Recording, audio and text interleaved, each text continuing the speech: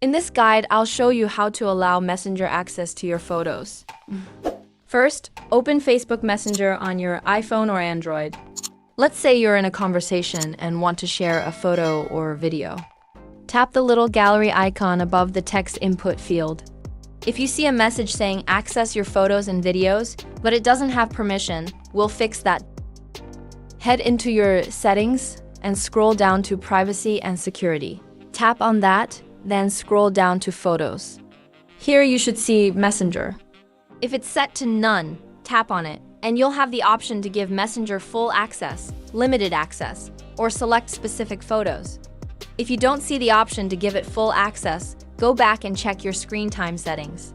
Tap on Screen Time, above or below Focus, then scroll to the bottom and select Content and Privacy Restrictions. If this is turned on, it may be blocking access to photos. Tap on Photos, and make sure Messenger is set to allow changes. Alternatively, you can disable content and privacy restrictions if you don't need them